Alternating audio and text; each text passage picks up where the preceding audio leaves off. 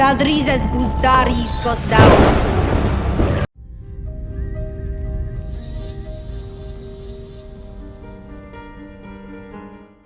Before I jump into the contents of the video, I just want to take some time to say thank you. Thank you so much for watching my content. Thank you so much for subscribing and allowing me to entertain you throughout the wait for House of the Dragon Season 2, or as it's known on this channel, the Lonat.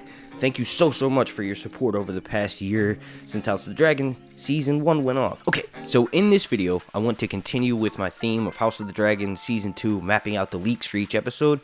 In this video, we're going to be focusing on Episode 4. Episode 4 is going to be one of the biggest battles of the entirety of this show, but also in particular of Season 2, right? We're going to have 3 dragons on screen. The episode is going to be focusing on the battle at Rooks Rest. Please, before I jump into the contents of this video, do me a massive favor. If you're a fan of me here on YouTube, or you're a fan of anybody, the best thing you could ever do for their channel is subscribe. So please subscribe to me here on YouTube. And also, after you've watched this video, if you enjoy it, slap a like on it. Like goal is going to be 420.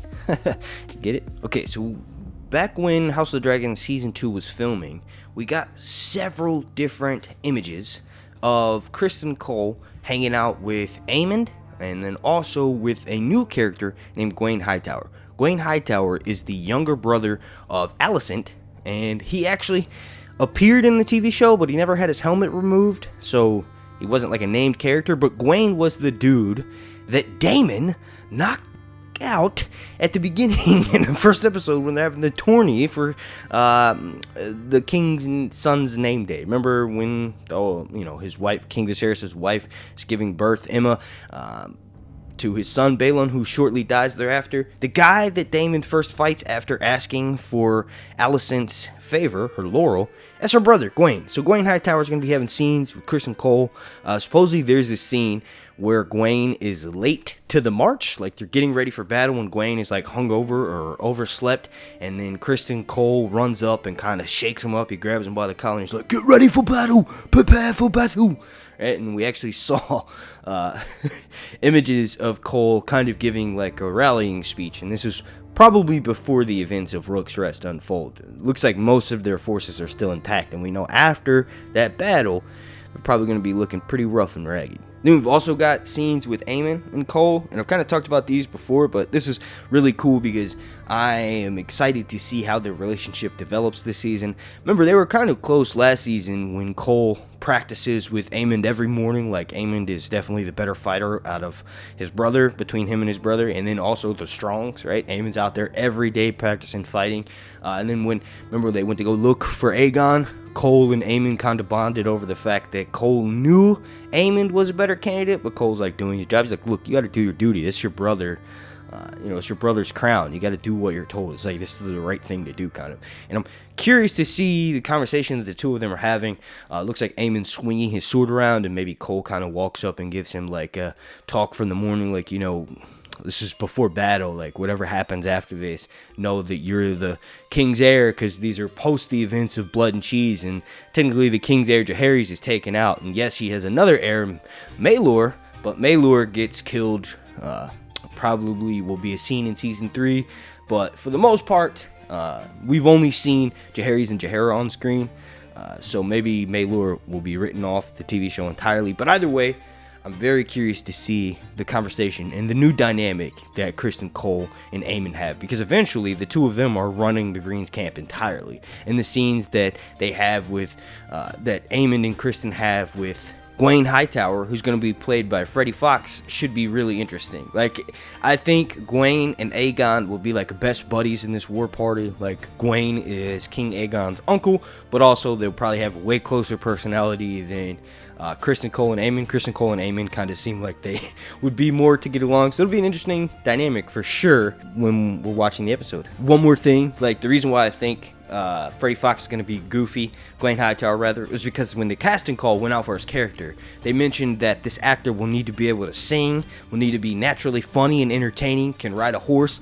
so we linked that casting call with Gwaine Hightower being comedic, kind of like the comedic relief in the episode. So I feel like it's going to be some pretty funny scenes between him and Aegon and Aemond and Criston Cole. Now, in regards to scenes with Aegon and Aemond, I've been sent several leaks through the DMs over on Twitter. Please go follow me at @Hunts. But some of those leaks mentioned, or the idea rather, didn't directly mention, but there's going to be a falling out between Aegon and Aemond. Like supposedly Aemond mounts up and gets ready to fly into, go and help or go and fight with Aegon and Sunfire against Meleys and Rhaenys, and they have a falling out where Aegon's like, no, I can do this myself, brother. Your big fat dragon will probably get in the way, right? Like, those aren't the words verbatim, but supposedly they have a fight, and Aegon goes into the sky to fight Meleys by himself, and Aemond and Vhagar don't actually show up into the battle or fly into the battle until it looks like Aegon could be dead. And in doing so, he rushes in.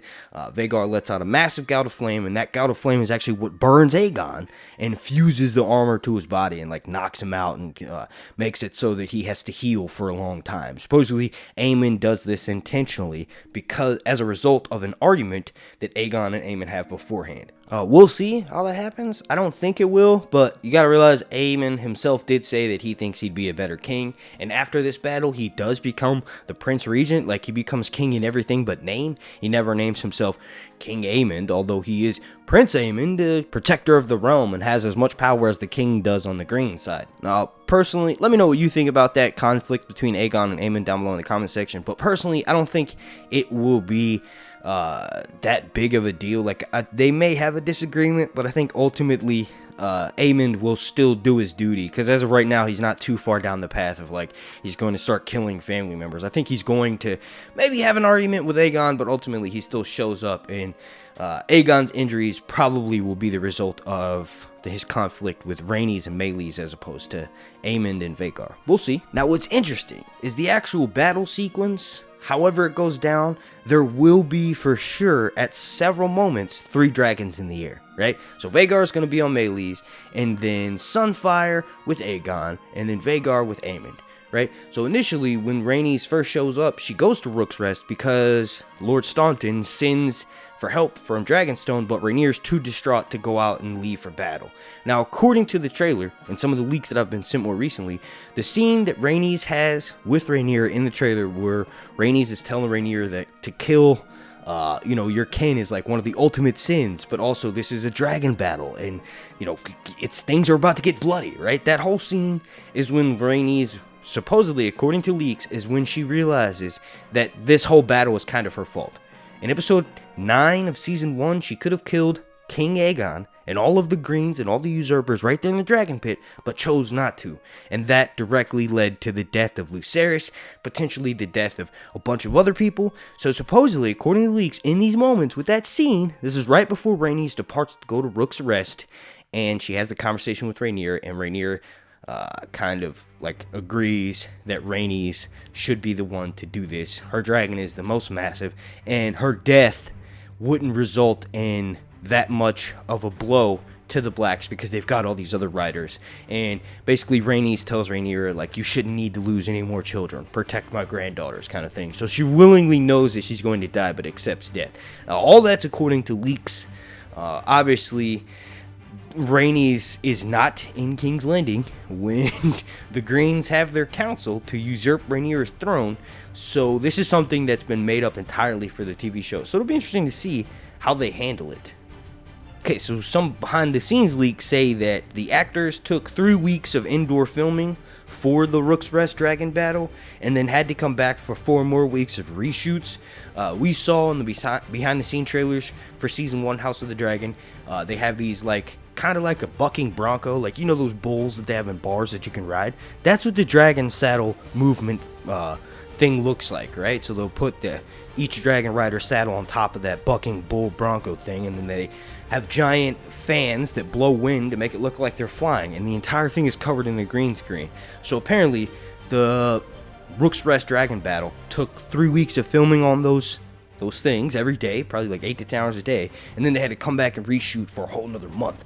So whatever is true about this, we do know they spent a bunch of time filming on those things. It's going to be an insane battle because most of that was filmed indoors. It's all going to be CGI. And get this, the battle itself for sure, we go by the trailer and then also the leaks, it takes place in the daytime. So there's not going to be any weird Miguel Sapochnik lighting for episode 3, season 8, Game of Thrones, right? It's not going to be like that. The battle for Winterfell, the Lonat, right? It's going to be completely lit up in the daytime. There may be a few clouds, but that's why this is one of the biggest, most expensive episodes of the season. And part of the reason why, I think at least, part of the reason why the Battle of the Gullet had to be pushed back to season 3. The last couple things that are supposed to happen in episode 4 is supposedly at the end of the battle, like at the end of the episode. I don't know if you all remember, but in episode 3, I mentioned how Criston, when he first arrives to Rooks Rest, has a standoff with Lord Staunton, and they both insult each other. Supposedly at the end of episode 4, Rooks Rest, the Greens are successful, Criston Cole leads forces back to Lord Staunton and then beheads him, and that's the scene we have from the trailer. That scene of Criston beheading someone, supposedly that's the end of episode 4, but it could also be the beginning of the next episode. The last leak that I want to discuss for this video is this leak was sent to me through the DMs over on Twitter, but it was also sent to a massive leaked magazine for The Witcher, the TV show The Witcher. It's called Randanian Intelligence. So we kind of have this leak double confirmed. The leaker sent the information to me and Randanian, and they published it in an article. So this is pretty legitimate. So supposedly, when the dragons fall from the sky, there was this image of this massive hole that was made in the ground, kind of like a crater, and then there was all these broken trees around it, and supposedly, you see those little metal things on top of the trees? Those look like they're going to be shooting out flames. So the dragon, Sunfire, who I'm imagining this is, lands to the ground and lets out gouts of flames. And you gotta realize, when a dragon bleeds, its blood is so hot, it smokes, right? So it can light and ignite things around it. So I'm imagining when Sunfire and Aegon go hurtling to the ground after Rhaenys and Meleys attacks them, when Vhagar shows up and knocks them to the ground, this is the crash site of Aegon, right? So after the battle, Sunfire is greatly wounded. It has one of its wings nearly ripped off by Rhaenys, so it has to crawl on the ground like a golden worm, are the exact words in the books. It crawls through the ashes like a golden worm. I don't know how British people say worm. It's weird. It's like worm. But anyway, Sunfire crawls through the ground, feasting on corpses of the Battle of Rooks Rest, and eventually gets strong enough to fly to Dragonstone and meet back up with Aegon, who snuck there when Rhaenyra took the city, right? So the leaked images show a crash site for Sunfire, and then also we have this other image that could potentially be a crash site for Meleys. These are the most exciting things.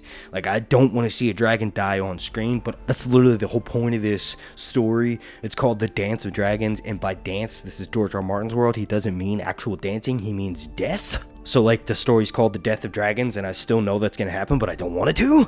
Let me know how you feel down below in the comment section. I'm going to wrap this video up. Thank you all so much for watching. Big shout out to the executive producers of this video over on my patreon.com. You can see them listed right here. Also, big special shout out to you. Thank you so much for watching. Please slap a like on this video. Like goal is going to be 420. And also, we really want to help my channel out. The biggest thing you could ever do, I would greatly appreciate it, is subscribe. Please subscribe to me here on YouTube.